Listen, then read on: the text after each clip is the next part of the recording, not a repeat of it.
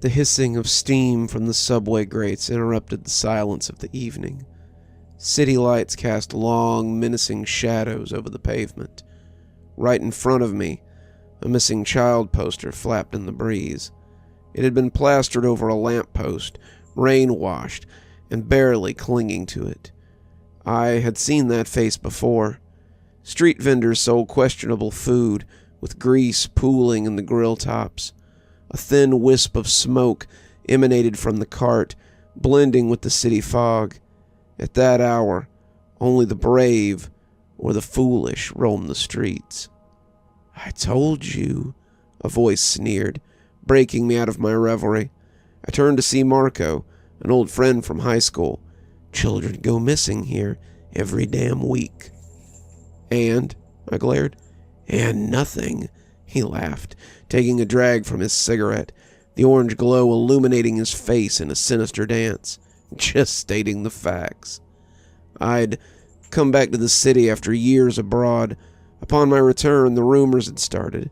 Whispers about children who'd vanished into thin air, never to return. The rumors were suffocating, and their impact on the community was palpable.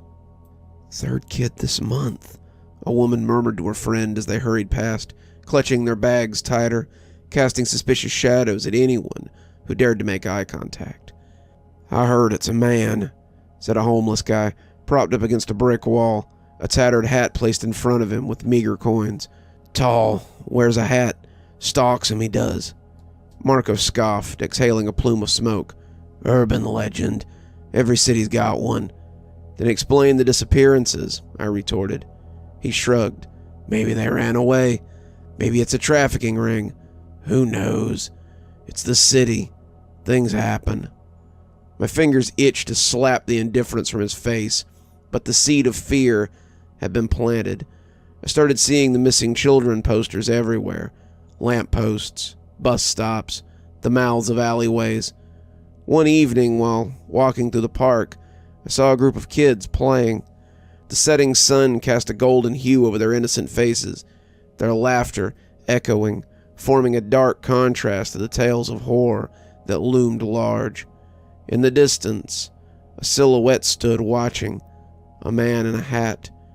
I squinted, trying to get a better look, but the figure melted away, almost as if he had never been there at all. The fear grew. Every time I'd heard a child's laughter, my heart would race. Every shadow, every whisper, every creak became a harbinger of doom. The nights were sleepless, the weight of a dark city, secrets that pressed down on me from everywhere. One night I was taking a shortcut through an alley, the familiar sound of children's laughter sending shivers down my spine. I strained my ears, trying to locate the source. It seemed to be coming from an old, dilapidated building, its windows boarded up, a relic from the long ago past. Against my better judgment, I approached, feeling an inexorable pull. As I neared the entrance, the laughter grew louder, more distinct, but eerily off somehow. It sounded distorted. The front door creaked open, revealing a dark hallway. From within, the giggles continued. My feet moved of their own accord, leading me deeper into that abyss. Each step echoed a rhythmic beat that only seemed to amplify the terror coursing through me. A dim light at the end of the hallway beckoned. The room it led to was bathed in an otherworldly glow. At the center stood a massive mirror, its ornate frame decorated with grotesque faces. The reflection, however, was not my own. Instead, the faces of the missing children stared back, their eyes hollow, their smiles twisted in eternal torment. "Help us," they whispered in unison. From the shadows, a tall figure emerged, the brim of his hat casting a shadow over his face. "Another one for my collection," he mused, his voice dripping with malevolence. I tried to move, tried to scream, to do anything, but my feet were rooted to the spot, paralyzed by an unseen force. As the figure approached, the room grew colder, the children's faces in the mirror growing more desperate. The man's hands reached out, inches from my face, and suddenly a blinding light filled the room, a cacophony of sound, sirens, shouts, the distant wails of a child. The spell was broken. I turned and ran, and never looked back. But the nightmare was far from over. I burst into the open night, gulping in the chill air, the neon city lights blurry through my tears. The horrifying vision in the building was imprinted on my mind. Those children, their faces warped with terror, the tall man reaching out for me. The sirens grew louder, reverberating through the empty streets, only to drown out when I stumbled into Marco, a concerned expression replacing his usual indifference. "What happened?" he panted, grabbing my shoulder. "I followed you when I saw you enter that building." But I could only point back to the cursed structure, my voice a mere whisper. "He's in there." Marco's eyes darted to the building, then back to me. Without a word, he pulled me away, ushering me towards the brighter parts of the city, away from the echoing laughter and the haunting shadows. We found ourselves in a 24-hour diner, the sterile fluorescent light seeming alien after the night's events. I narrated everything, and Marco listened intently, occasionally sipping his coffee. "You're lucky to have gotten away," he muttered, tapping his fingers nervously on the counter. "There are legends, you know, of the man in the hat. They say he traps souls, feeds on the innocent." "But why children?" My voice wavered, and the passing waitress shot me a worried glance. Marco sighed. "Children are pure, their energy's untainted. And urban areas, they're hunting grounds, filled with distractions, making them easy to prey on." Dawn approached as we decided to notify the police.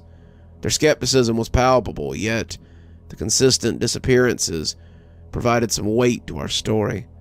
They agreed to inspect the building. What they found sent shivers down my spine, and even the most seasoned officer was rattled a little. Inside that room was the mirror, the atmosphere thick, stifling. The walls were lined with old photographs, each displaying a missing child, their eyes vacant.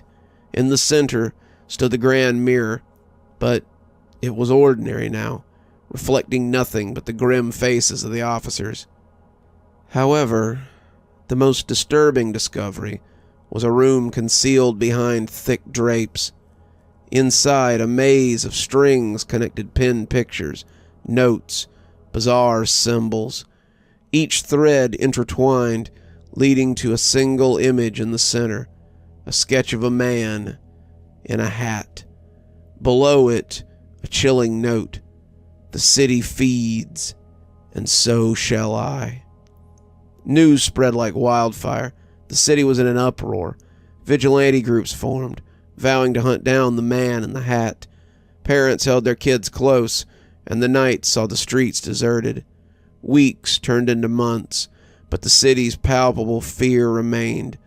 The disappearances halted, but the memories persisted, a shadow over every home. One evening, as rain lashed the window panes, I received a call, an unknown number. I hesitated, then answered. A raspy voice, dripping with malice, whispered, "You escaped me once, but the city never forgets." Frozen, I could only listen as soft, distorted laughter echoed in the background. I slammed the phone down, my heart pounding. The man in the hat wasn't done. The city's nightmare had only just begun. Despite the overwhelming dread, there was a determination that burned within me. I couldn't let this malevolent entity continue his reign of terror.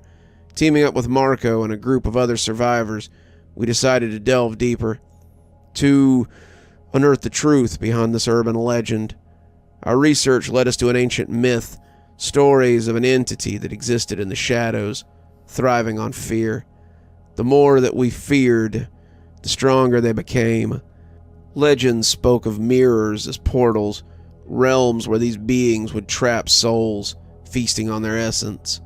We needed to destroy the source of the power. We needed to destroy the accursed mirrors. Armed with tools and determination, we made our way to the building. The entrance seemed more foreboding than before, its dark void beckoning us, challenging us. Inside, the silence was oppressive. The mirror room awaited, the large glass surface reflecting our anxious faces. Taking a deep breath, I swung my sledgehammer. The impact sent ripples across the city. Every street, every home, every heart felt that first strike. As cracks appeared, the trapped souls began to break free. The city, once cloaked in darkness, began to breathe again. But it wasn't over yet. From the mirror's depths, the man in the hat emerged, his form more terrifying than any legend could convey. Our final battle had begun. The room's temperature plummeted. Our breaths were visible, forming vaporous clouds in the freezing air.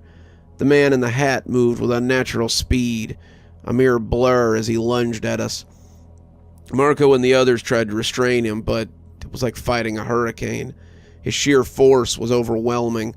His eyes were pools of infinite darkness locked onto mine, and I felt a pull, an overwhelming desire to succumb. Those eyes were a promise of peace, an end to constant dread, but beneath that, a current of benevolence lurked. "Join the others," he hissed, his voice echoing with the pain and sorrow of all his victims. But I wasn't ready to give up. Remembering the research, I shouted, "Don't look into his eyes. He draws strength from our fear." Distracting him with makeshift weapons and tools, we circled the mirror, chanting an ancient spell we had discovered during our research. The room quaked. The very foundations of the building groaned under the force. The mirror's cracks began to grow, each fracture emitting a piercing scream, the collective voice of the trapped souls demanding release. The man in the hat, his strength waning, tried to retreat into the mirror, to escape the onslaught, but our chants grew louder, drowning out his anguished cries. With one final surge of energy, the mirror shattered, sending shards flying in all directions. The room was engulfed in blinding light, a force so potent it threw us back. As the light dimmed, we slowly got to our feet, taking in the aftermath. The man in the hat was gone. In his place was a pile of ashes and a worn-out hat lying on the floor, marking the end of that ancient terror. The walls, once lined with haunting photographs, now displayed blank frames, their tormented occupants finally free. Exhausted, we made our way out, the first rays of dawn painting the city in hues of hope. The streets, for the first time in months, echoed with genuine, joyful laughter. Children played without fear, families reunited. The weight of the dark past slowly faded away. News of our victory turned us into local heroes, but we knew the truth. The city's true heroes were its inhabitants, their collective spirit and hope being the real force that banished the evil. Yet, the city bore the scars, reminders of its tormented past. The once abandoned buildings became a memorial dedicated to the lost souls, ensuring the city would never forget. Years went by, life moved on, but every now and again on quiet nights, when the city heartbeat slows, whispers rise, of a time when shadows held power, of brave souls who fought back, and of a man in a hat whose reign of terror is no more. However, urban legends have a way of persisting, tales passed down from generation to generation, and while the city had fought off one darkness, who's to say what other horrors lurked in its depths, just waiting for their time to rise?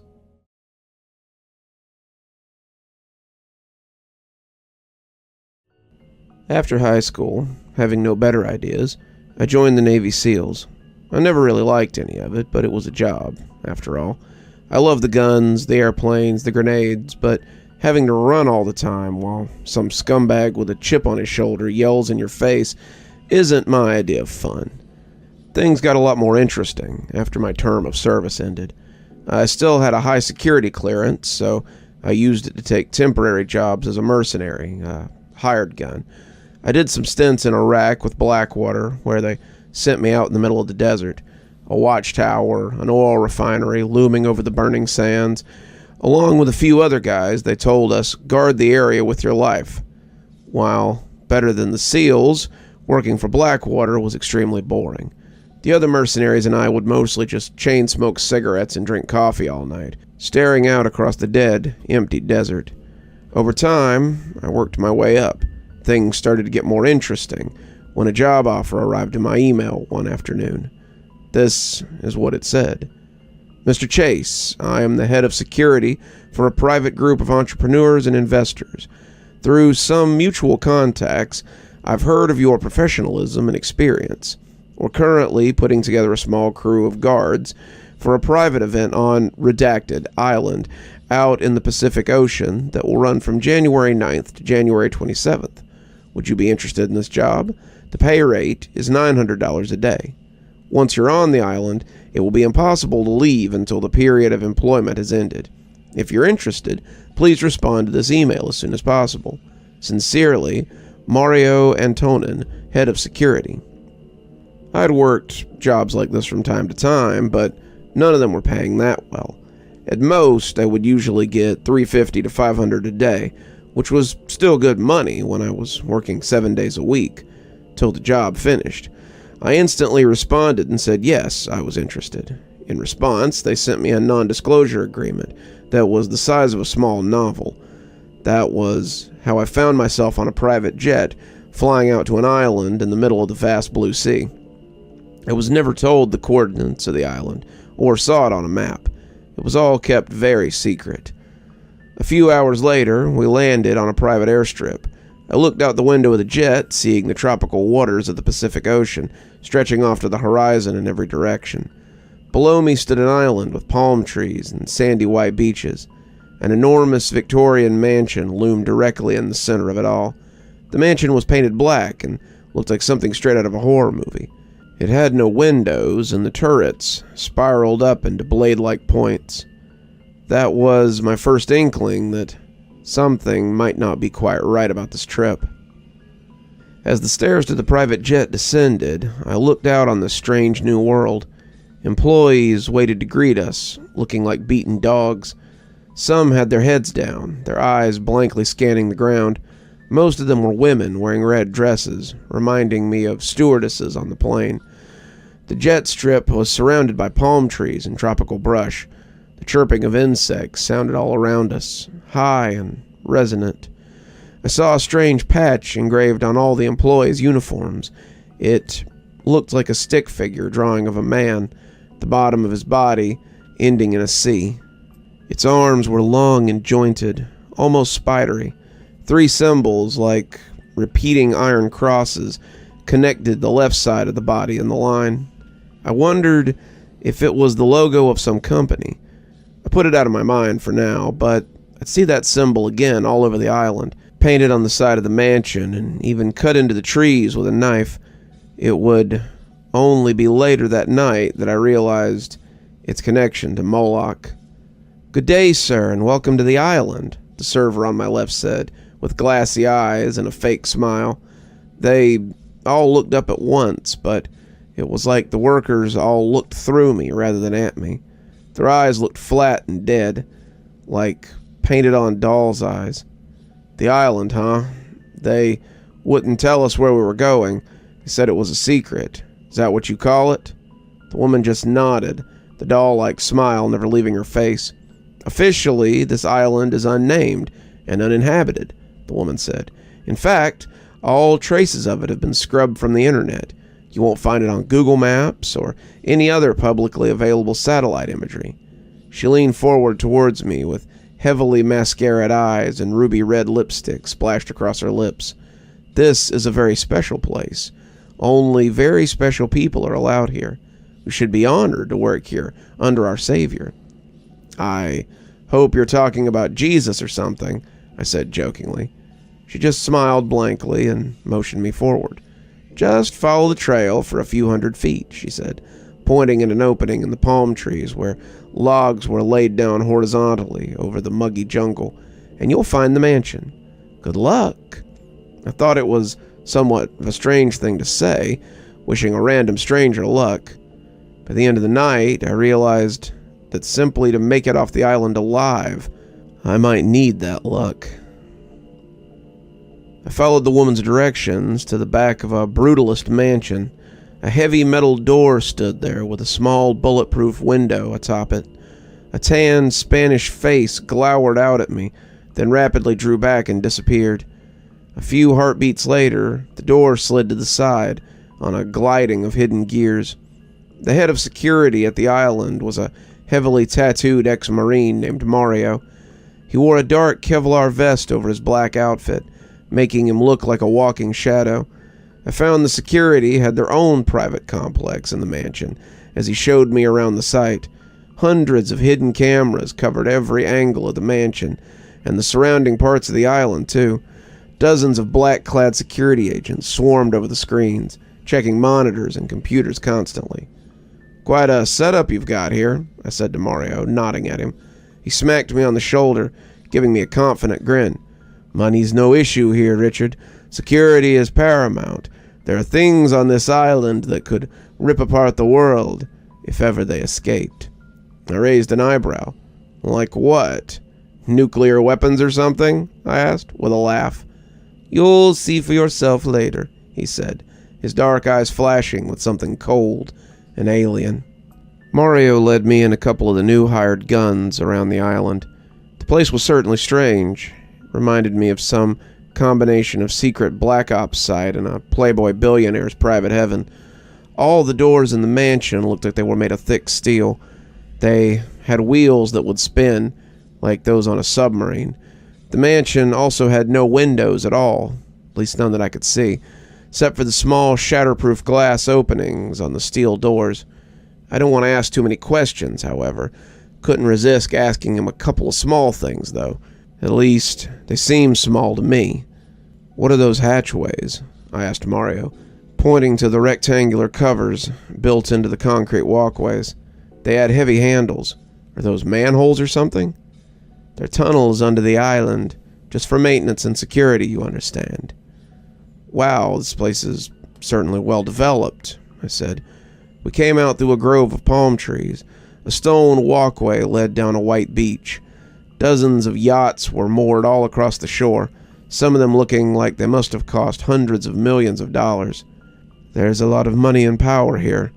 That's why it's important you never talk about what you see here.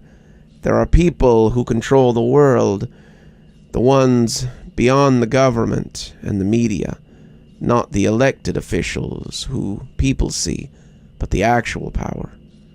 "Like who? You mean the Rothschilds or the Suarezes?" I laughed again, a sarcastic grinding laugh that grated my nerves. "Trust me, the truly powerful ones don't even have public personas. If you know their names, then they're just one of the puppets." I just shook my head at that, and then asked the real question that had been bothering me since I arrived. "Who's the Savior?" I asked. "Is that some code name or something?" Mario froze in place. "He's the one who runs everything here," he whispered conspiratorially, looking around nervously. "But don't be mentioning that kind of shit here. You'll probably see him tonight anyway. He's the one who runs the show. He'll be on the stage in his normal outfit." By the end of the day, I was suited up like the rest of the security staff, wearing the pure black pants and shirt with the symbol of Moloch engraved over the heart. Hundreds of the world's most famous politicians, actors, businessmen, artists had gathered, streaming in the front gate with a lot of soft, quiet chatter. I stood by the open doorway of a side exit with my AR-15 and body armor next to one of the other soldiers. They had also given me a sidearm. Every entrance or exit was manned by at least 2 armed men. The security at this place was some of the most intense I'd ever seen. Beyond the door, there were rows after rows of the most comfortable seats, all gathered in a semicircle around a massive stage made of pure mahogany. Blood-red curtains stood closed in front of the room, concealing their secret, for now at least. I heard the elites inside calling out their praise for Satan. I didn't want to look at the rows of high-ranking politicians, celebrities, influencers, and what have you, but my curiosity was high. I peeked around the corner of the stone archway, seeing the red curtains on the stage drawing apart. I saw one of my favorite actors standing in the front row, clapping excitedly and jumping up and down. The crowd cheered as a naked female strapped to an obsidian altar lay there. She was beautiful, blonde, probably no older than 20, with the face of a supermodel. Her mouth was gagged, her arms outstretched like Jesus on the cross. Thin leather cords were tied around her wrists and ankles, biting deeply into the skin. Her eyes rolled wildly as she shook her head from side to side. She froze as her eyes met mine for a brief moment. I saw the pleading expression there, the mortal terror, the absolute horror. A man in a goat mask wearing black robes slunk out from the side of the stage, carrying a wavy silver dagger engraved with strange symbols. The crowd erupted into a primal roar of pleasure and excitement that sounded like it came from a monstrous mouth. "Worthy is the Lamb," the man in the goat mask screamed with electric amplification. He had a deep voice, as if he had rocks rolling around in his throat. The crowd roared and clapped. Scattered cries of "Hail Lucifer" and "Ah, Satan" echoed from the massive auditorium. "Hey, pay attention," the other security agent said at my side with a thick Finnish accent. He was a tall Scandinavian guy named Kolmek. "You're not getting paid to watch the show, new guy." I tried to rip my gaze away from the stage, but it held my attention with the obsessive horror. "The burnt bones of children and women have been offered to the Ancient Ones, to Moloch," the man on the stage said. "Under our feet, the burnt bodies of hundreds lay dreaming. This victim will be the 666th. Her body will bring about the genesis we seek, the direct experience of the divine held by the gods, by Lucifer and Moloch and Baal." The roaring of the crowd temporarily drowned out the electrified magnification of his voice. "Tonight, we will rip open the veil." I had stopped watching the show, instead staring blankly out at the beach and the palm trees. At that moment, another black-clad security agent came up to my partner, whispering something in his ear, then immediately disappeared, heading off back in the direction of the main security office. Kolomek shook his head grimly. "I'll be right back," he said. "Stay right here. Don't move from this door no matter what. And pay attention." I nodded and watched as he walked off in the same direction. I immediately took the opportunity to continue watching the ceremony. I'd missed something important, apparently. The woman now lay dead on the sacrificial table, a gaping hole in her chest. Blood spurted from the crater as the man in the goat mask held her beating heart grasped tightly in his hands, letting the blood stream down his naked fingers. The crowd cheered with a rising bloodlust and insanity. Most of them were standing, their eyes gleaming and wide with fanatical adoration. The entire spectacle reminded me of some kind of ancient Aztec ritual. As the woman's sightless eyes stared vacantly up in death, the man in the goat mask pulled out a can of gasoline. The clear liquid gurgled as he upended the canister over her pale, bloodless face, over her naked stomach and long legs. A moment later, he lit a match and dropped it. I heard the whooshing of the flames as they rose up. The crowd went deathly silent as they watched the rippling flames. The man in the goat mask began chanting in some strange language I had never heard before. Sounded Semitic, but I knew it wasn't Arabic or Hebrew. I felt something like electricity ripple through the air, almost like a feeling of falling pressure before a storm. I looked down at the hairs on my arms, seeing them rise up. I looked back up at the stage, and my eyes widened in horror. The flaming body of the sacrificial victim had started to morph before my eyes and the eyes of the crowd around me. The dripping, blackening flesh jumped up and down, as if there were rats trapped in her body trying to escape. There was a deafening hissing as if 1,000 snakes were being burned alive. The dead woman's arms jerked up, the skin splitting open as if she had seams running along her skin. Something dark and muscular with curving black talons ripped its way out of the dead, burning flesh. Behind it, a head appeared with long, curving horns and eyes that spun with whirls of fire. It looked like the offspring of a bull and a demon. Its imposing body rose from the inferno, appearing like magic from the solid stone. It raised itself to its full height, looming over the crowd, the last of the woman's blood hissing and boiling away as her flesh dissolved into ashes. "Behold, Moloch rises!" the man in the goat mask screamed in fanatical joy. The crowd's cheering had stopped, though. Many of the faces in the crowd looked chalk white with terror. A bull god surveyed the crowd, its horns nearly scraping the ceiling 20 feet above the stage. At that moment, I knew death was on its way, with eyes of fire and a grin like a skull, ready to reap the field of human bodies. I heard running behind me, but I didn't dare turn away from the horrific sight. The last of the fire's embers died, sending up thin wisps of gray smoke that spiraled around the bull god's monstrous face. Moloch stood as still as a statue. If it weren't for one thing, I might have thought it was some sort of sculpture or an art project.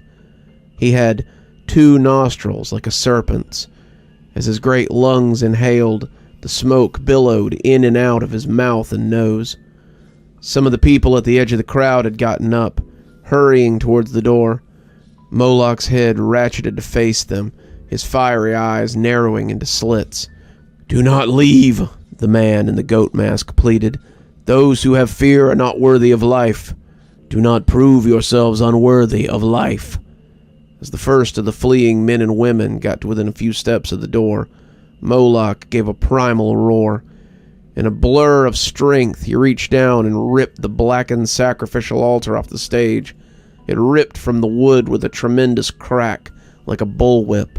He hurled the heavy mass of stone at those heading towards the opposite exit, the one I was guarding. I watched it curve through the air. The people started screaming and clawing to escape as it smashed down on their heads with a grating crash. I could feel the floor shake from where I stood outside.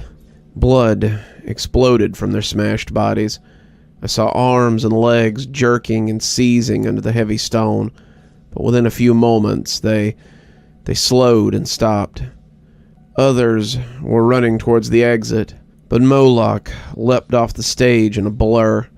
In a few bounding steps, he reached the pale, terrified faces on the outside of the threshold. His massive clawed hands came down. I heard bones shatter as blood sprayed my face on the wall. Bone splinters and pieces of brain exploded from the screaming bodies. I backpedaled, wiping my eyes, trying to get the blood off so I could see. No one had told me what to do in this situation. I didn't know if I was supposed to shoot that massive thing or if this was all just part of the show. "Richard," a familiar voice cried from behind me. Panic oozed from every word. I spun, seeing Mario and Colomek standing side by side, their pupils dilated and their expressions grim. "We have a major problem." "I know," I said, holding my rifle tightly. I pointed behind me at the scene of rampant death and destruction. I'd seen bloodshed and war before, but this was different. The island itself seemed to feel it. The wind, which had been calm when I first arrived, now whipped the island in a fast circular motion. The breezes smelled of burnt matches and coppery blood. The static electricity, which had caused the hairs on my arm to rise, rippled over everything, with tiny blue flashes, increased in power by the second. "No, not Moloch," Kalak said, looking calmer than I felt. "The Savior lets Moloch thin the herd every year. It's Leviathan, the beast from the water. It smells the blood and is drawn from the depths of the ocean. We picked up the first blips on the radar a few minutes ago. When it gets here, it won't stop until everything is rubble. It'll kill everyone on the island. All security personnel must report to the South Beach immediately," A cool robotic voice cried out over hidden loudspeakers all over the island. The screaming from the auditorium had quieted behind me. I was afraid to look inside. "There it is," Calmac said, his head jerking up as the emergency alert sounded. "It's time to fight," he said, motioning me to follow. We sprinted over curving trails of smooth logs between deadly quiet forests. All the insects and birds had gone silent. Ahead of us, the palm trees opened up onto the Pacific Ocean, but it was no longer a beautiful tropic blue.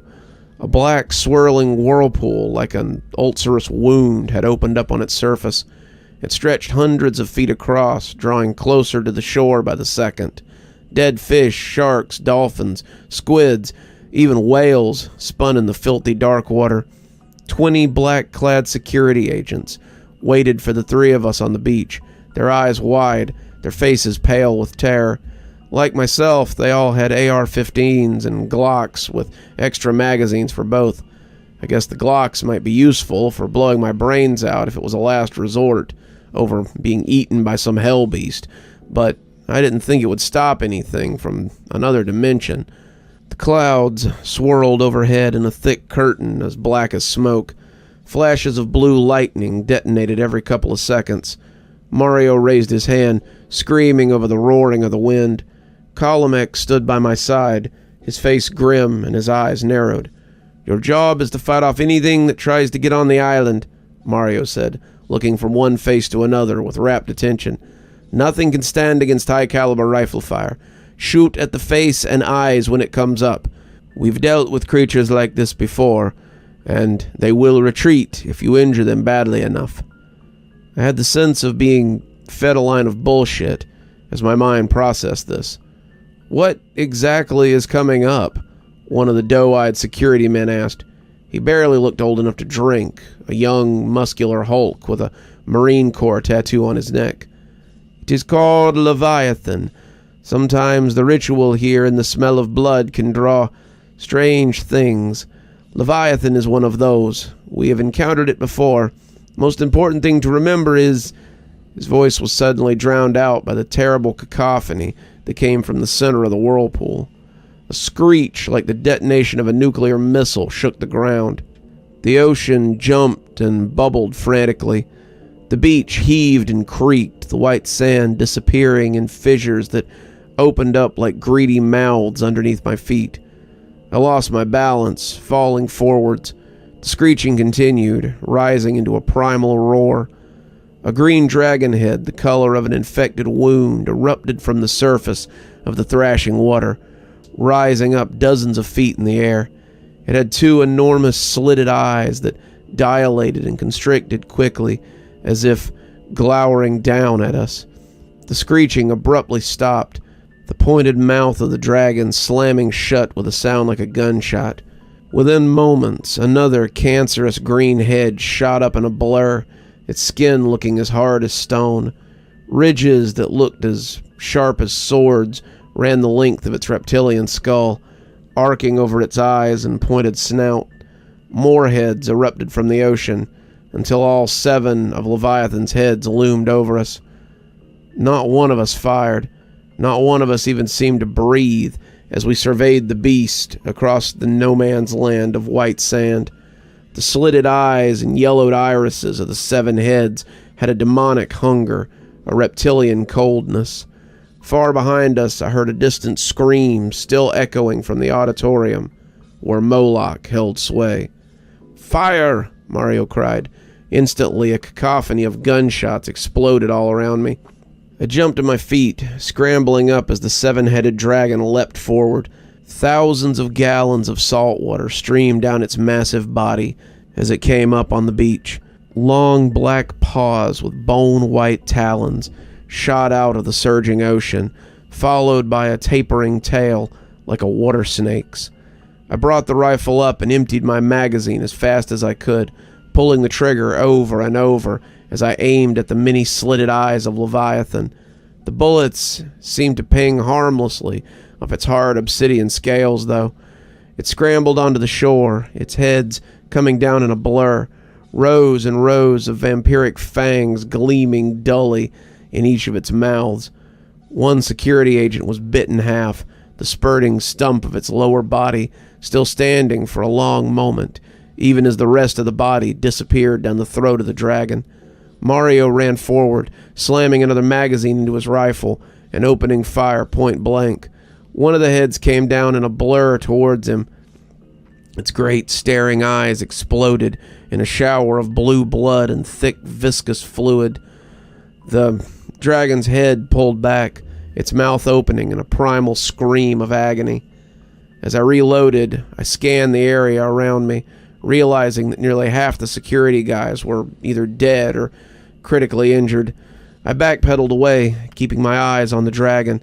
It continuously drew forward, killing more of its enemies with every step. I turned and ran for the forest, the sounds of shattering bones and dying men ringing through the air with a sickening clarity behind me. Once I'd reached the borders of the trail, I heard Mario yell, "Retreat!" behind me. By that point, it was too late, though. "Hey, wait up," a voice whispered from behind me. I turned my head, seeing Carrington. Spatters of drying blood covered his face and uniform. As far as I could tell, none of it was his. "Mario's dead. They're all dead. We need to get out of here. We need to get off the island." "How?" "Find the Savior," he answered, panting and out of breath. "We must find him. He can get us out of here." "I don't even know what the guy looks like. He was wearing a goat mask." "You'll know him when you see him.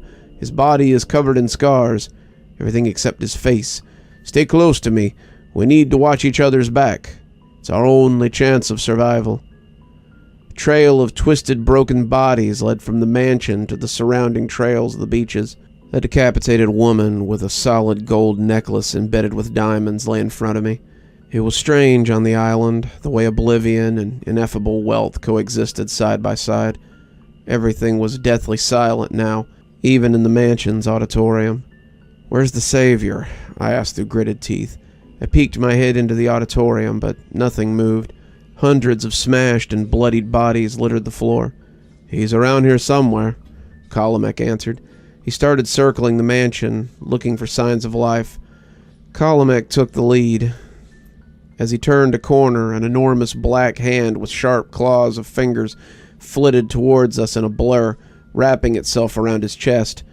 Carrington gave a strangled cry as it closed around him. I heard the bones crush as a spout of blood and gore flew from his mouth and nose, as if it were a toothpaste tube being squeezed. I backpedaled away as Moloch threw the twitching corpse aside like a discarded toy. It smashed into the wall of the mansion, exploding wetly, a human-shaped, bloody stain languidly dripping down the wall above Carrington's mangled body. Moloch slowly turned his head towards me, the fiery eyes flashing with hunger. He gnashed his fangs together, taking a step forward with legs the size and shape of tree trunks. With every step he took, I felt the ground tremble. "Stop!" I cried, moving away from the monstrous creature. "Why are you doing this?" "There is no why," he gurgled, his voice monstrous and inhumanly slow. "There is only power. The weak deserve to die. Only the strong are worthy of life." I raised my rifle in a last-ditch effort to save myself.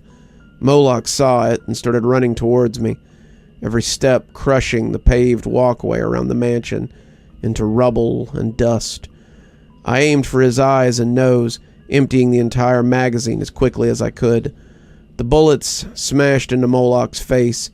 Dark red clotted blood dripped out of the wounds, writhing with maggots. Drops of it fell around me, landing on my hair and face. I felt the small larva twist all over my skin. Moloch's blood smelled nauseating, like some combination of stink bugs and rotting bodies. He slowed, giving a roar of pain. I turned to run in the opposite direction, but as I looked out in the direction of the beach, my heart dropped. Leviathan was moving in our direction, the giant dragon head looming over the trees. Quickly, it swept towards me, like a dark wind. "You will suffer for that, worthless slave," Moloch growled, wiping blood from his fiery eyes with his sharp talons. A sudden idea came to me. I ran in the direction of Leviathan. Moloch followed closely at my heels, only a few steps behind. Leviathan slithered towards us over the sand and trees, its enormous body undulating like a water snake's. I screamed at it incoherently.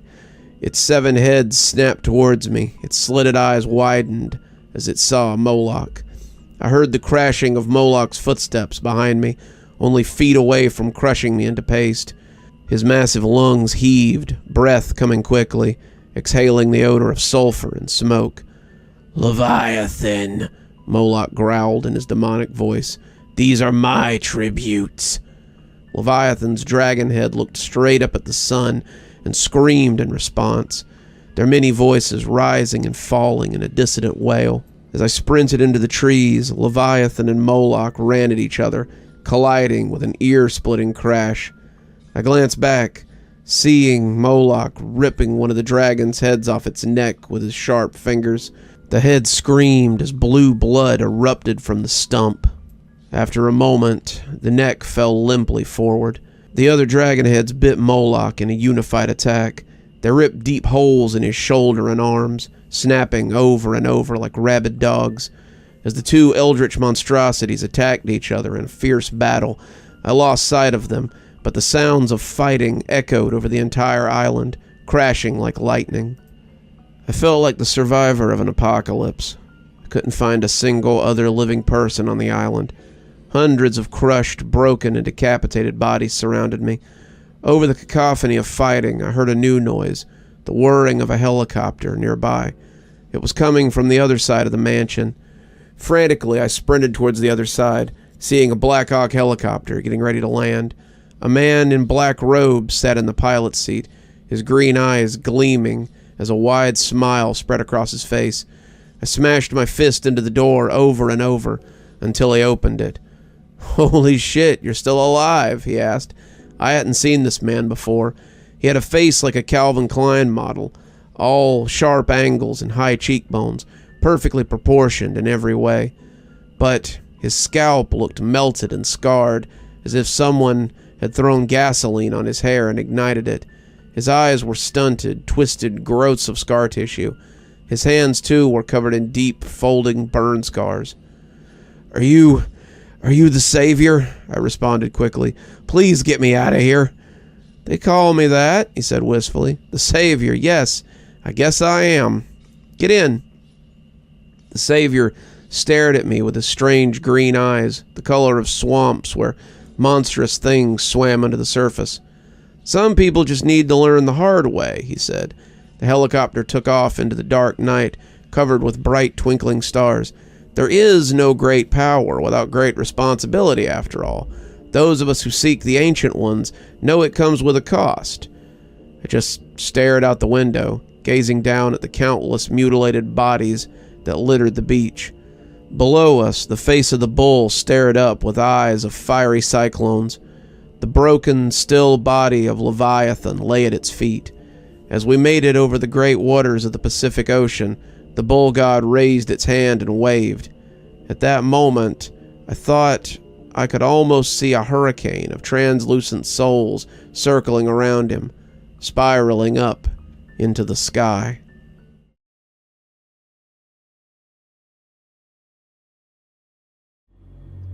My ex-husband always used to jump scare me. It was one of the things I hated the most about him. Well, he's doing it again. The most frustrating part is that he's been dead for 5 years. First, it was just slightly off-putting. It was in the earliest days of dating him. He'd be at my apartment, and I'd excuse myself to use the bathroom. He'd be waiting in some doorway or shadow to jump out and scare the crap out of me. It was even worse at his house. He lived way out in the middle of nowhere, and I was pretty much always low-level scared out there. But then he'd leap out from around a corner, and I'd be so scared I'd pee myself. I'd be ready to break up with him then and there, every time. In retrospect, that's obviously what I should have done. But I guess we all ignore our own inner voices sometimes, don't we? Well, obviously, or there wouldn't be so many people posting on No Sleep, trying to get other people to help them with dire problems they created by doing something stupid. Yet, here we are.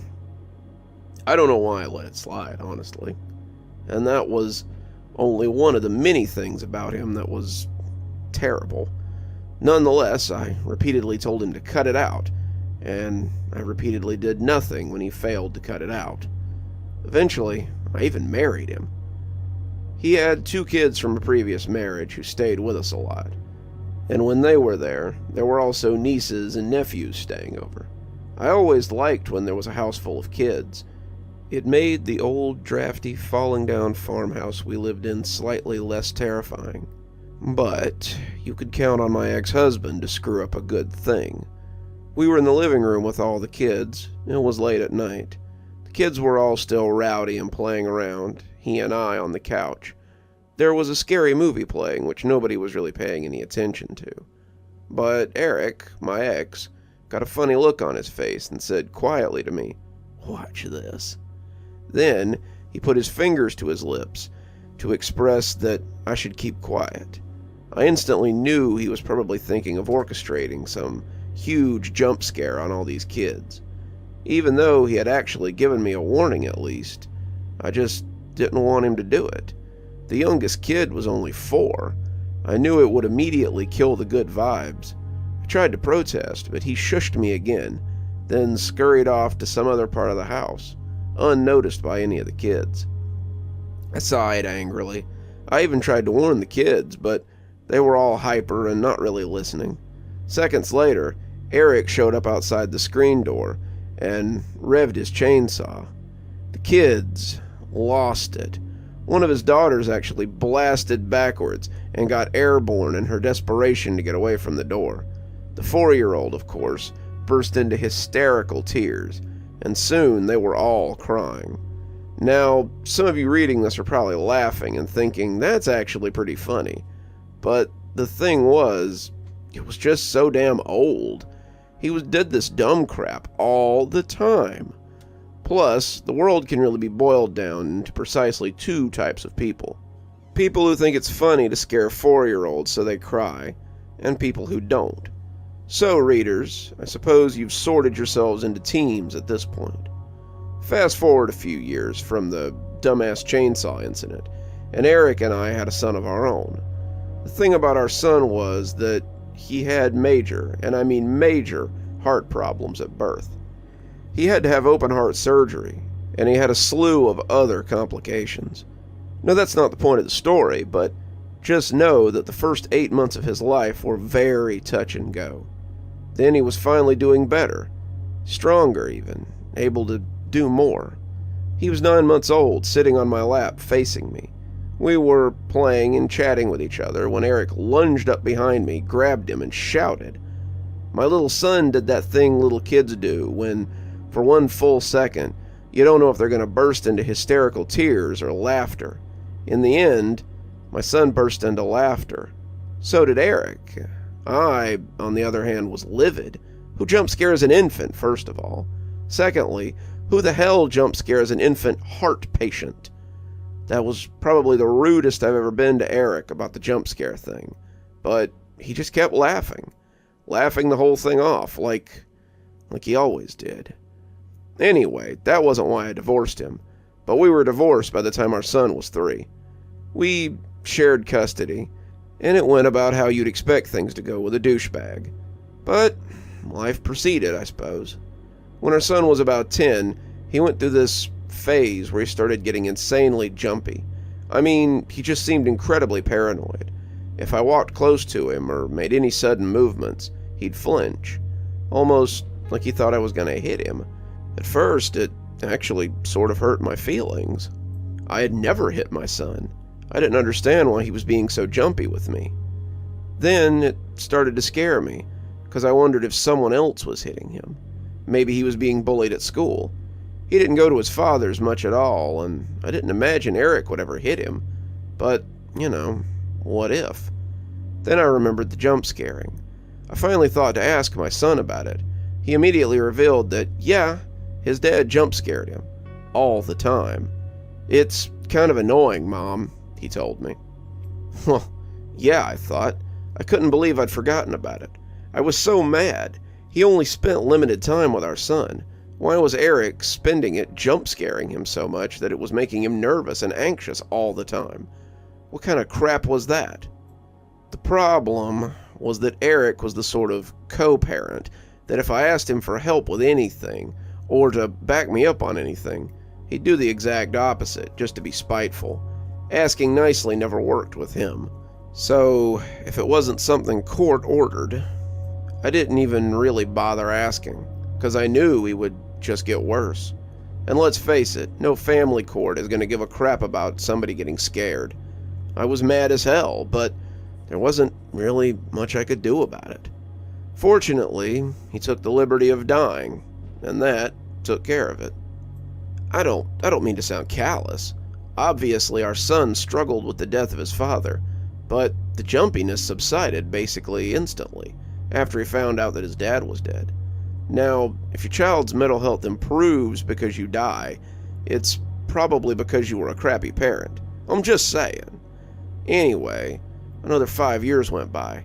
Then I wrecked my car because a cat jumped out in front of me. I sat there in shock, gripping the steering wheel of my wrecked car. As I tried to catch my breath and make sense of what had happened, I noticed something strange. The air around me had grown cold, and a chill ran down my spine. I looked around, but no one was there. I tried to shake it off and focus on getting out of the car, but then I heard it. A low, guttural laugh echoed around me, and I froze. It sounded like my ex-husband's laugh, the man who had tormented me for years, emotionally and physically. I felt a surge of anger and fear wash over me, and I knew I needed to get out of there. I managed to escape the car and run to my house, but the eerie feeling never left me. Over the next few days, strange things started happening. I would hear footsteps in the hallway, even though no one was there. Objects would move on their own, and the temperature would drop suddenly. As I walked by the window glass on the shop on a sunny day, my own reflection seemed to lunge at me, and it scared the life out of me. A drinking glass exploded on the counter. Doors slammed in the night. Books fell from the shelves, landing with a thunk and a plume of dust. As the days passed, I realized that it wasn't just any spirit haunting me. It was my ex-husband. He was using his new ghostly powers to jump scare me from beyond the grave. The realization left me terrified. If he could do all this, what else was he capable of? I tried to find help, but no one believed me. They thought I was just imagining things or suffering from post-traumatic stress. Sleep-deprived and desperate, I found myself in a police station explaining the whole thing to a frazzled cop. He glared at me tersely, and I ended up feeling like an idiot. A gunshot rang out even as I told my story. The entire precinct jumped at what ended up being a gun going off by accident. Even so, the cop didn't believe me, of course, and sent me out into the rainy night, terrified of my own shadow. I was alone, trapped in a nightmare that I couldn't escape from. Now, as I sit here in my dark and silent house, I can feel his presence all around me. I was awoken moments ago when the bedroom door cracked violently into the wall. I know that at any minute he could jump scare me again, and this time I fear it won't be a harmless prank. I'm sitting here curled in a ball, shaking as I type this. I'm just trying to get it out, trying to leave behind my story, because I know it's only a matter of time until he scares me to death.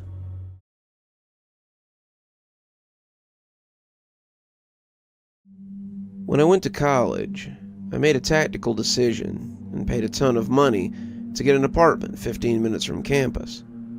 My logic was that if I was close, I could walk everywhere and pay nothing for gas. In the long term, I'd probably save money. This worked out quite well at first. Then they started appearing. The beggars. At first, only one sitting behind a petrol station. Then, in my second year, there were 4. It's my 4th year now, and there are 9. Now, don't take me for some kind of monster, but these people were a massive problem. At first it was fine, just a simple, "Sorry, I got nothing," when they asked for money. Then they started burrowing into the surroundings. A small shack and some bushes, another in a park, and a big one behind the transformer. This was worrying, but not too big a deal, right? It's cold outside. Then the piles started. They would gather up every scrap of trash around, and even started scrounging through other people's trash cans, grabbing anything they could drag as their prizes back to their burrows. They would pile up this garbage and live in the filth. Soon my commute to campus started to stink. Then the rats came. Massive, furry forms, clambering across piles of filth, skittering through the darkness. I was honestly starting to worry for my health, and wondering how they would survive such unsanitary conditions. What bothered me most, though, was the one right off the main road, the road I had to take to get to class. On that road, an old power transformer sat. It was quite an interesting thing. It sat right up against the dirt slope, and on two sides facing the slope it had brick walls, and on the other two it had a wire fence. One particularly inventive beggar found a way to tear a nice hole in the front fence and burrow in. Now that small area is about 30% trash. With one corner blocked off with sheet metal, he made himself quite a nice little filth shack in there. The rats are particularly bad there too, especially since he's taken to living with the vermin. Whenever I need to pass through the street, I make sure to stay on the other side of the road, as far as possible. This doesn't really help though, since the rats are everywhere on the street. What has me really worried is that machine distributes power to the area, and with the amount of trash and human waste in there, it's absolutely going to start a fire at some point. Then one day, my prediction came true. I stayed a little bit late on campus, using the library to study for upcoming exams. The sun was dipping underneath the horizon, although it could hardly be seen under the dark, looming clouds. A frigid wind blew past, filling my nose with thick, humid air. It would definitely be raining tonight. I hurried out the gate and started my trek back home, a backpack slung over my shoulder. As I turned down that dodgy road, I noticed a thick wisp of smoke rising upwards, only to be blown away by the strong wind. Yeah, I dismissed the smoke. It was probably cold, and started a fire to keep himself warm. I hurried down the road, but as the transformer came into view, I knew I was wrong. Sharp buzzes and electrical arcs were coming from the transformer, and the pungent smell of burnt plastic wafted out. I quickly dashed across the empty road, making my way towards the transformer. I wanted to get a closer look and call the emergency services if needed. When I got in front of the transformer, I was greeted by a truly horrific scene. 7 flaming rat bodies greeted me. Their sharp teeth bit through key electrical wires of the machine, setting them and the trash below alight, casting a dazzling array of electrical arcs over the machine. I reached back to my backpack, searching for my phone. Then it blared out, a guttural scream of pain coming from inside the small shack. I can't say why I did what I did next. My brain kind of shut down and I just reacted. Next thing I knew, I was crawling under the hole in the fence, pushing through rancid trash and God knew what else. Quickly made my way into the small metal shack. Having taken a first aid course, I was hoping I could help the man. A smart person would have just called an ambulance, but me being an idiot, I thought I could just rush in there. When I squeezed through the makeshift door, which was just a hole between the sheet metal and the wall of the roof, I entered a small trash-filled room. But to my surprise, the room was empty. I looked around searching for the injured man, but nothing was there. Just the buzz of electricity. I was confused. I definitely heard a scream. After a few seconds of nothing, I turned around, maybe he was outside, and walked back. Crash! My stomach jumped into my lungs as the ground gave way beneath me. I instantly closed my eyes, shielding my head as I was dragged down into the ground and tossed about by tons of sinking soil and concrete. Eventually, when the impact stopped, I opened my eyes. I was in a dark tunnel, covered in layers of dirt and trash. My entire body ached. My head was pounding. I looked around, but it was pitch black. Fortunately, my dumbass didn't leave my backpack behind, so after some fumbling in the dark, I brought out my phone. The screen had a nasty crack along the length, but it luckily turned on, and with a button press, my torch blared to life, filling the dark tunnel with blinding white light. Motes of dust swirled around me, and the thick air illuminated by the beam of my torch. It looked like I was in an old sewer tunnel, probably a decommissioned one, judging by the lack of running water. Instead, I was surrounded by dull red brick, about 4 feet high. Behind me was a pile of dirt. Above me, the expressway down. I was completely blocked in, sealing me here underground. Turning to my phone, I quickly dialed 911, only to be greeted with a no signal message. Great, I thought. Okay, calm down.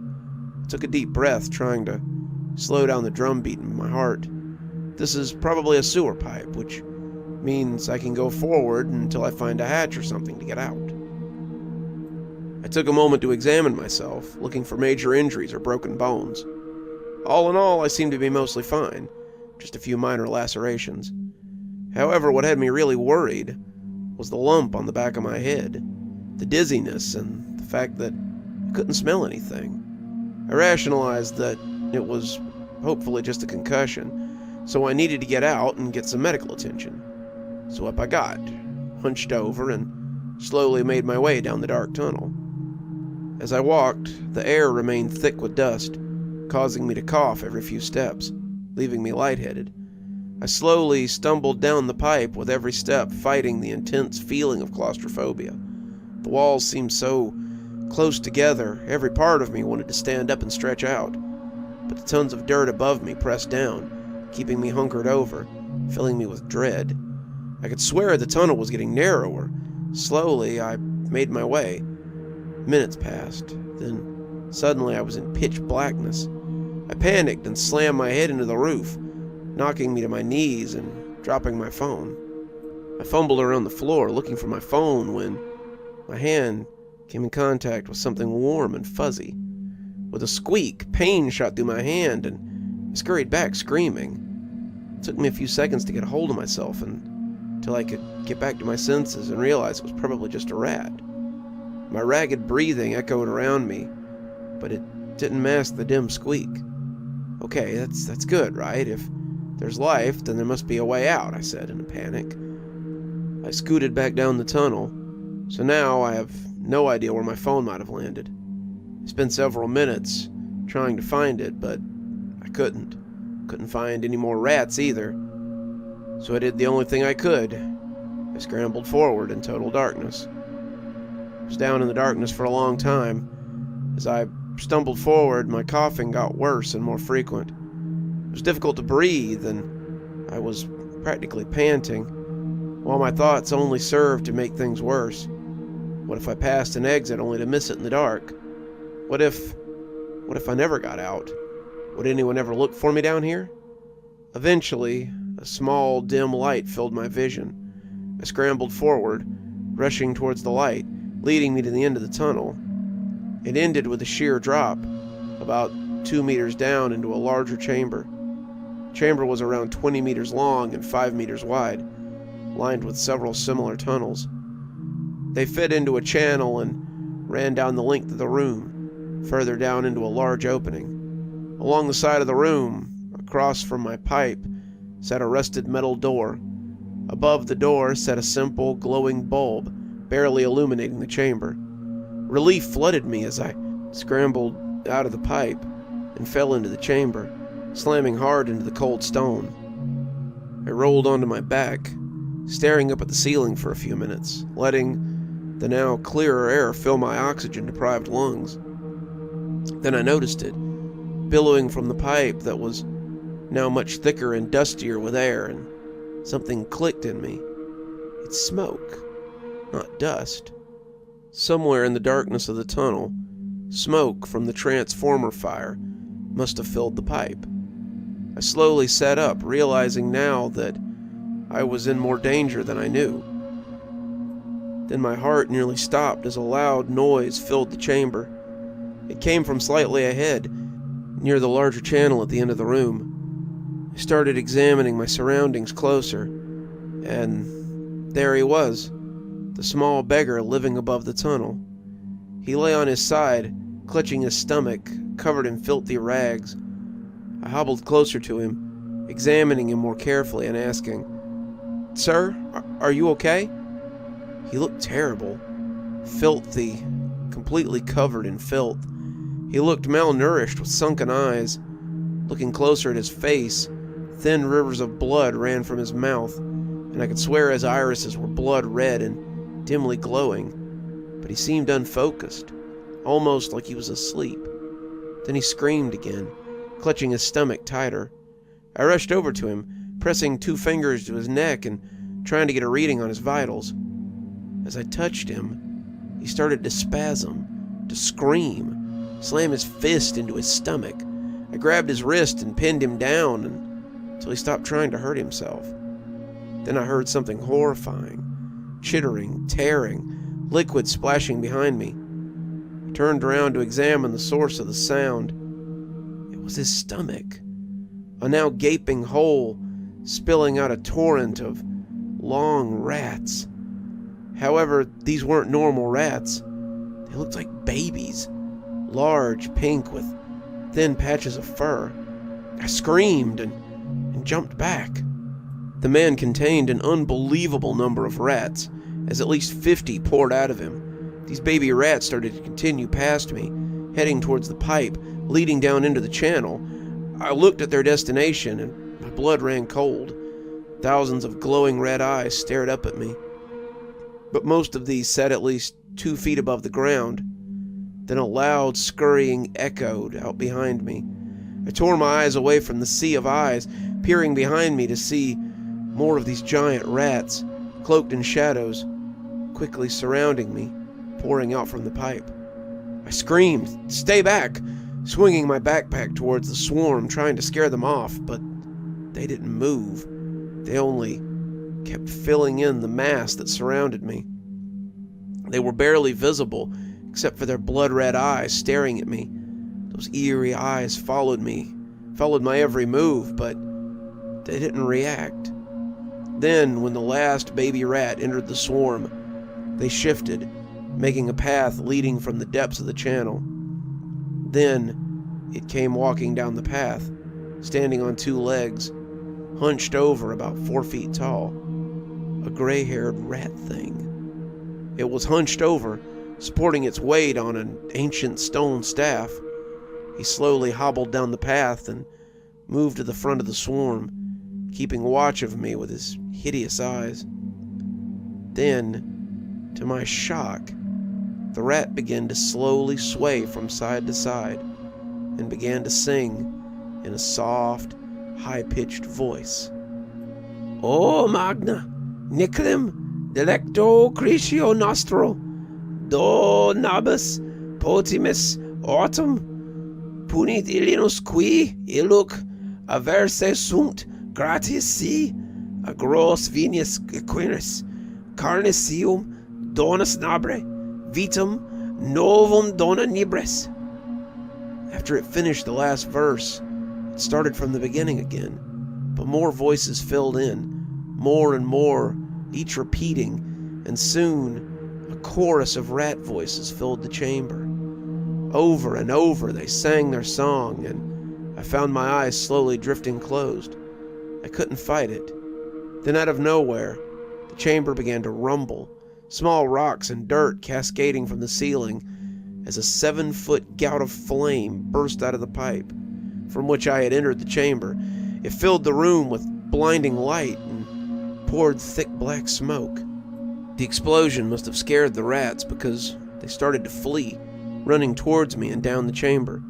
Seeing the wall of giant rats charge me, I bolted too, heading towards the door, feeling sharp claws tearing at my legs as I ran through the fleeing swarm.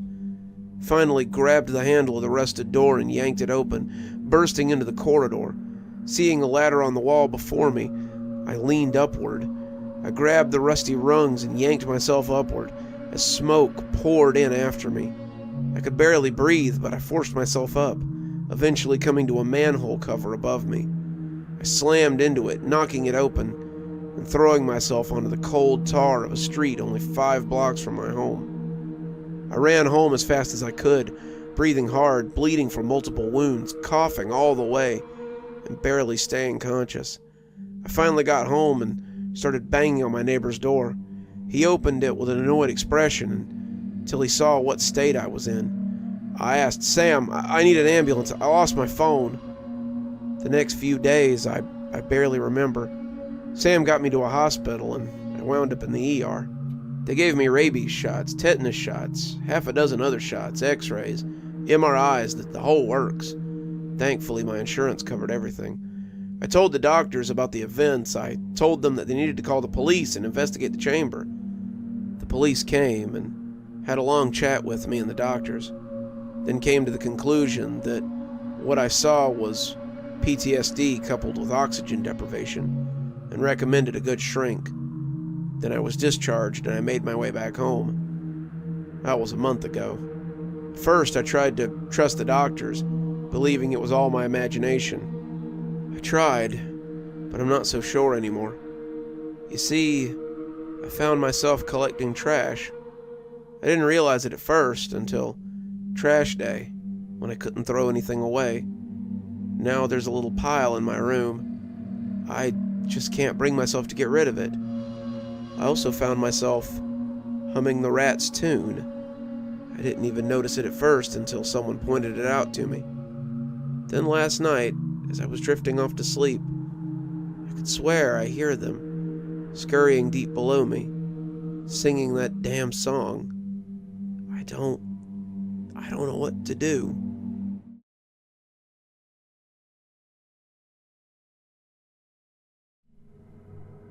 I remember looking over at Megan and thinking, it's hard to imagine the abyss is just on the other side of her. We had escaped the humid bayous and casual murders of Houston and hightailed it to Colorado. It had become something of an annual tradition, a weed pilgrimage to Mecca in the mountains.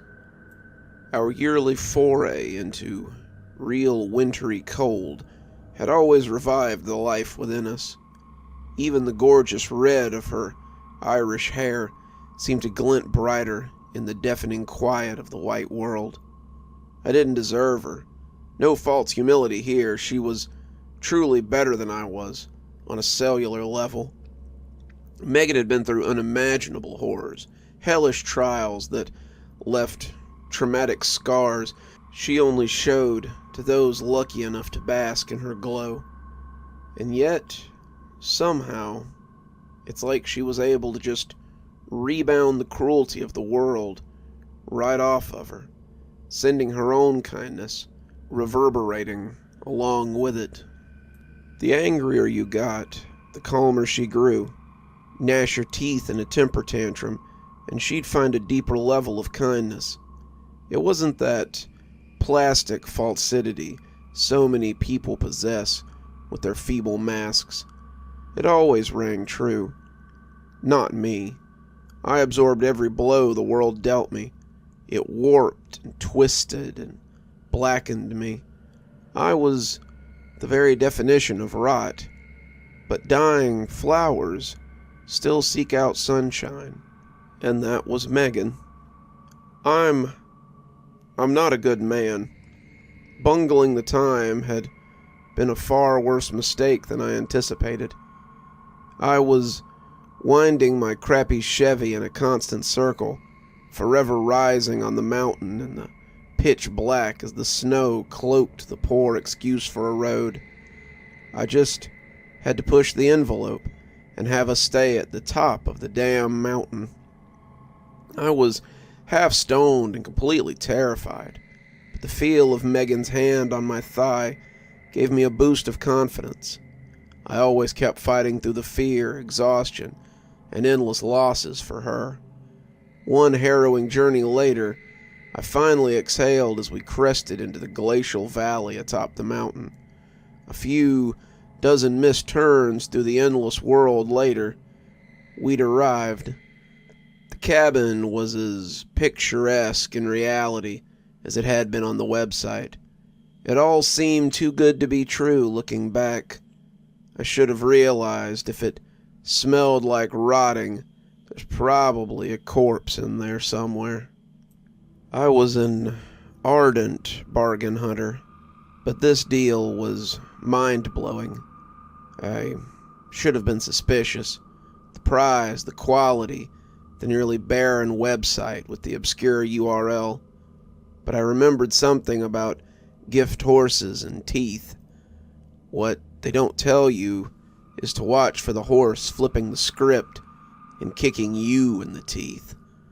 The idyllic scene laid out before us would have sent Robert Frost to his pen, and I had sneakily stocked up on a surprise for Megan at our last grocery stop. I was going to surprise her with my famous potato salad. I love to cook for her, but really any surprise would do. Like springing this trip on her. I always had a surprise for her, for better or worse. Megan squealed at the prospect. After noshing on the gluttonous snack for half an hour, we shared a blunt and put on some ancient country as we danced slowly, alone in the world. Or so we believed. The first crash against the cabin door made me regret being the only Texan to never carry a gun. It was like thunder had hopped on the back of a linebacker and rocketed into the door. The hinges squealed, the small cabin shook, as if rightfully afraid. I was at the window while Megan ducked behind the bed. I saw the covered porch, the clearing for parking, maybe 20 yards along, and the tree line. The dark and the cold corner swallows the world whole and spits it back out without any real light. I felt truly blind. Still, there was no movement. I turned to Megan, just as our eyes caught in mutual confusion. A second smash rocketed against the door, sending small splinters flying.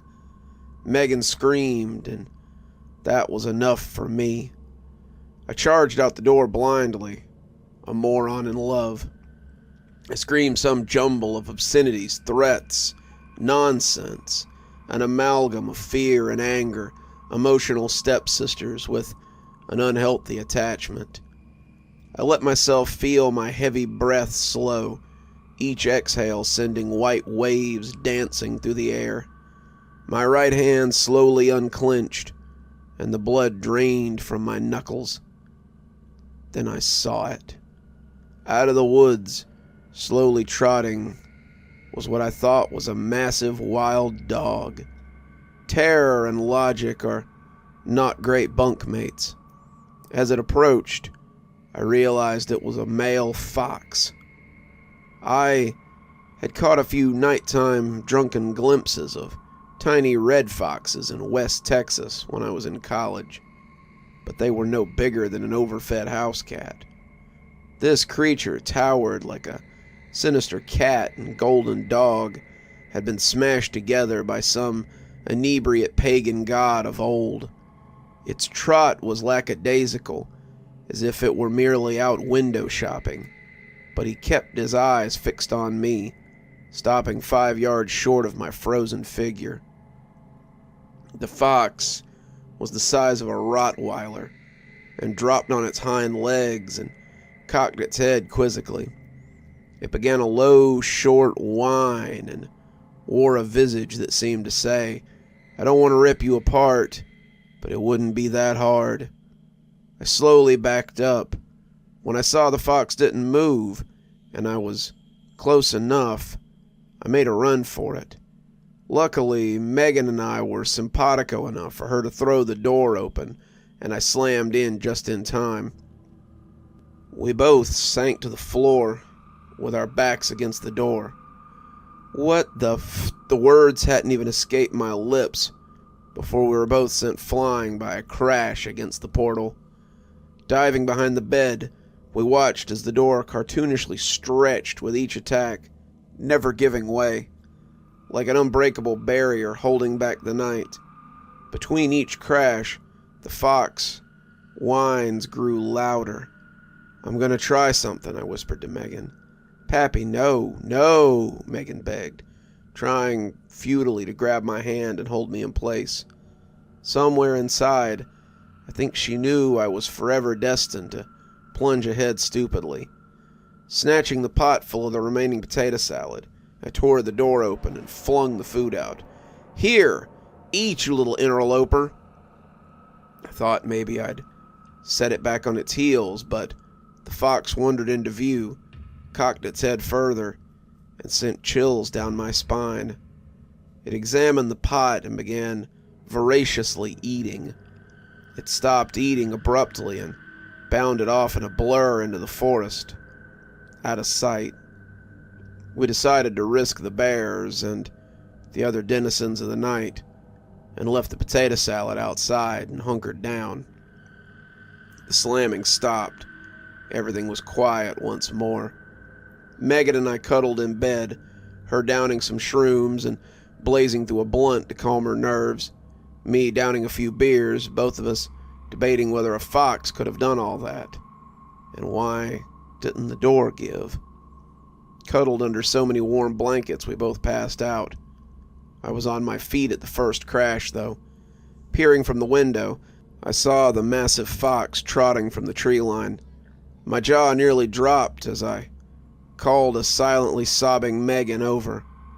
I offered some comfort, but something inside me said she had to see what I was seeing, like I was privy to something supernatural, secluded to this fixed point of space and time. I wanted to share it with someone I loved. Megan gasped when she joined me at the window. "He brought his girlfriend. Your potato salad really is that good." There were a few giggles among the tears and sobs. Seeming to almost levitate as she swayed, a vixen half his size followed in tow towards the pot. She shimmered silver light with each lithe sachet. I don't have the words to describe how lovely she was. It hurt to look at her, but I couldn't look away. She was elegant and dainty, but exuded something powerful and ethereal. She didn't need quizzical looks and sighs to make me afraid.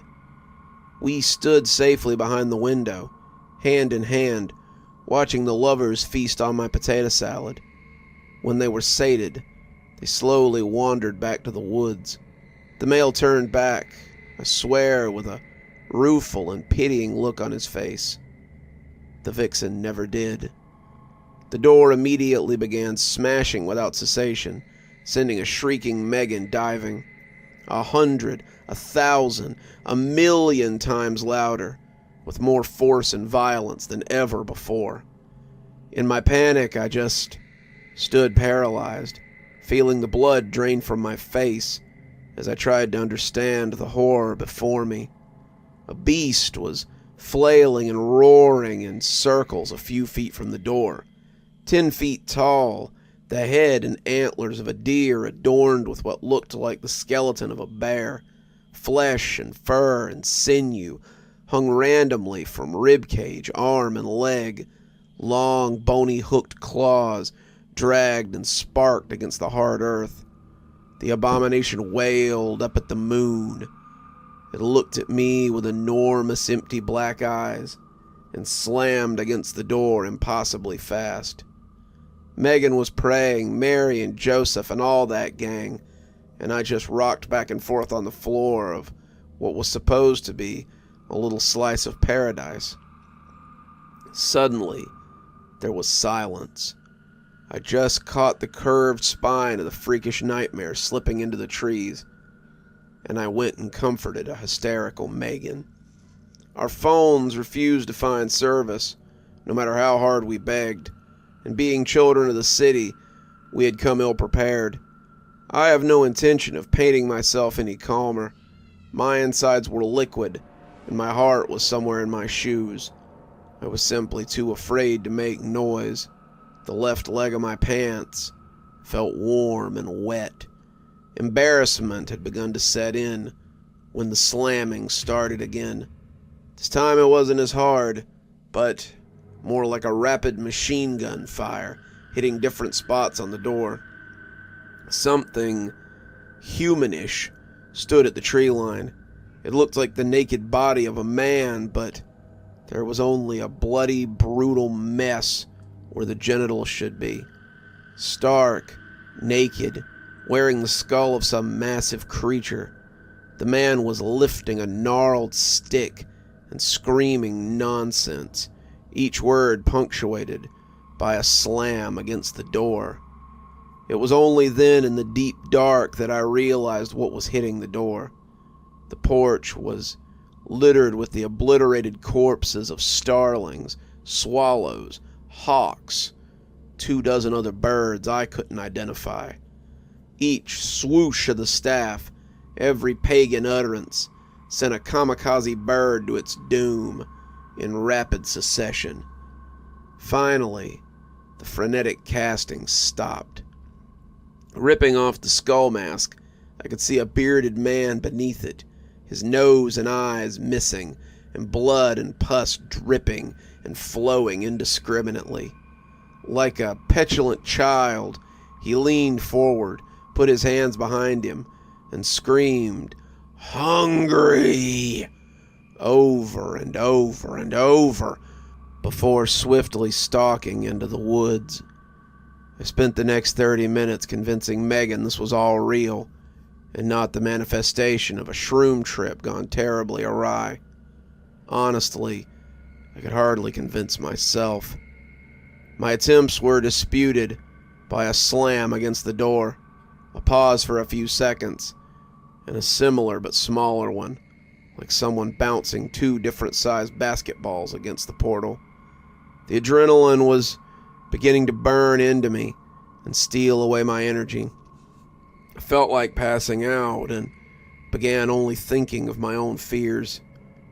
I dragged myself to the window as Megan buried herself under the covers and tried to force the world away. Out of the woods wandered a bear that had to be at least 8 feet tall. Next to him was a woodsman, decked out as though he had started his shift felling lumber 100 years ago. The bear laid in front of the man with a rusted saw. The lumberjack began sawing the bear's head off, meeting no resistance or protestation. When his wicked work was done, he tucked the bear's head under his arm and knelt down. My knees began snapping together like old bones dancing in a 90s kids' Halloween CD as the headless corpse of the bear rose and used its claws to cut through the back of the lumberjack's neck, severing and separating his head. The headless corpses rose in sick unison, sauntering over to the door, and took turns throwing each other's respectable heads against the door. Bang, pause, smaller bang, over and over and over. I rocked and smelled urine and tried not to beg for my mother as I listened to the heads rebounding time and time again against the door. It was only when the equally eerie silence came that I realized Megan was unconscious. I snapped back to reality and prayed to anyone who would listen that she hadn't killed herself. I mostly didn't want to be alone. An Ambien bottle was next to her. I wasn't sure how much she had brought, but didn't seem like many were missing. She breathed comfortably and snored. I wasn't sure of anything, but I crossed my fingers that she had just taken enough to knock herself out from this hellscape. I didn't wait for the smashing to return. I walked into the frigid air, feeling the piss in my jeans freeze, and called to the tree line, "Who are you? What do you want?" Without warning, at least 50 people, all wearing black robes, various animal skulls for masks, appeared at the edge of the clearing. Some were adorned with antlers. Some were painted in what looked like blood. Some were covered in what looked like mud or shit or both. So many had their robes open, flowing in the wind, revealing mutilated bodies, missing and bloody genitalia, strange symbols of animals in the forest carved on the foreheads and legs. None moved. Among them I caught glimpses of the hulking skeletal creature, the man with the staff, the headless lumberjack, the bear. The only movement and sound was the mournful howl of the wind. Then they came. I was nearly to Amarillo before he spoke. "Wife." "What?" I asked, ensuring I kept a respectful tone. "Not my girlfriend. My wife." "Oh, sorry," I muttered, with as much sincerity as I could muster. My mind was elsewhere. All I could think about was them trotting out of the trees and seeing every sick knee bend and twisted head bow. I remembered seeing him change in the conversation, finding out what they wanted, learning it had to be given. Certain lines, physical, otherwise, in this world cannot be crossed by those who don't belong in it. I remember striking a deal.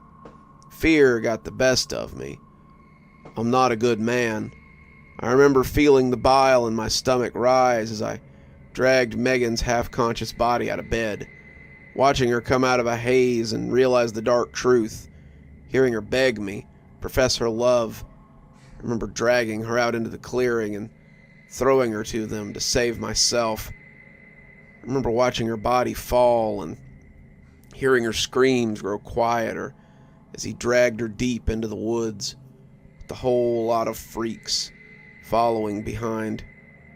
What I remember most was the vixen and I being alone, watching a smile grow across her maw, watching her bare teeth and lick them before bounding off into the forest, off to find her acolytes. I got in the car and waited for my dark passenger. "Thanks for your help, Pappy. We needed to set up elsewhere, to expand and grow our special little family, and you've been a peach. We'll have to fetch, as I said, my wife, after she feasts, of course. She needs a new body to inhabit before she travels, one given willingly by a lover. I got mine. Time for my queens." The fox, who was no longer a fox, sighed with contentment. "Oh, by the way, she truly did love your potato salad. Top notch. But I suspect she will prefer your Megan."